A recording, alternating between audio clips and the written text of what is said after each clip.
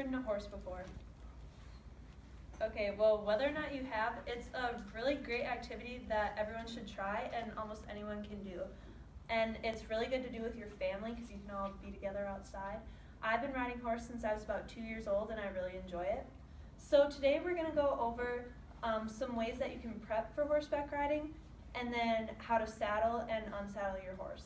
So first, for preparation, one of the things that we do is throughout the year we have to give our horses different medications to ward off different diseases and infections that can be passed to them from insects and parasites. So we do that, and then another thing is trimming their feet, because their hooves are kind of like human toenails. They can get really long, and then it actually kind of inhibits the horses, and they trip over them and they get really clumsy. So we cut those down, and it just makes it easier for them and for us. So now let's go over saddling. The first thing that you do is you put on the saddle blanket, which I didn't bring with me for transportation purposes because I had to carry this baby around a lot, so I just brought the saddle. So you put the saddle blanket on, and that just provides an extra layer between the saddle and the horse's back so that the saddle doesn't rub on them and wear off their fur. And then after you would put on the saddle, or the blanket, you would just hoist this baby up here onto their back. And then the first thing, a lot of people, they put their cinch on first, but I actually put on the breast collar first. And what that does is it's actually just kind of decorative, but it also helps the saddle from sliding backwards on the horse. So it goes around the front of their chest, and all of these straps that you have to do, they just kind of adjust to the size of your horse and where they need to be. So it goes like that, and it comes out here, so this would be their chest, and it goes around the front like that. And then the next thing that you do is put on their cinch, and the cinch, it goes under their stomach, and that's basically what keeps the saddle on.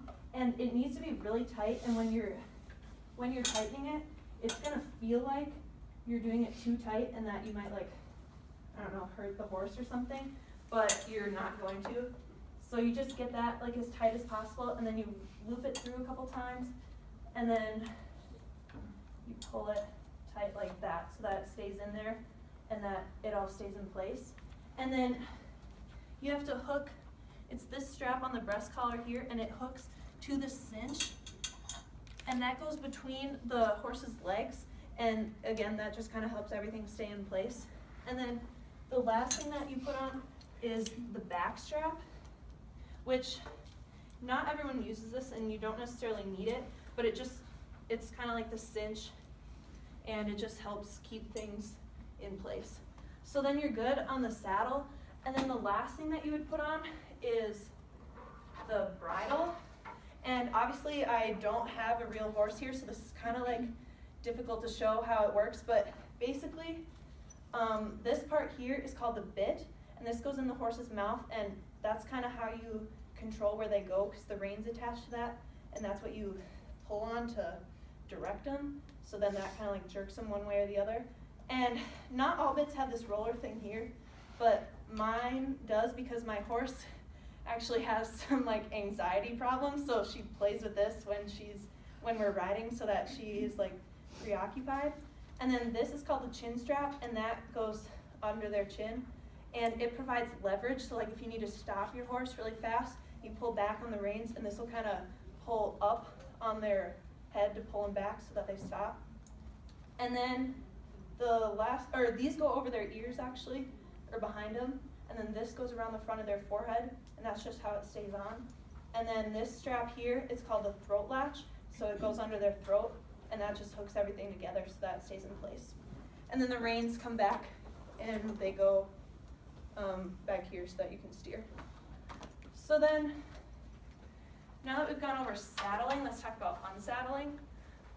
It's the same process essentially, but you do it all opposite. So the first thing that you do is, you would take off the bridle, and then you would undo the back strap, and then the cinch, and then the breast collar, and then the little strap here. So, and then you would just take the saddle off and take the blanket off, and then you're good to go.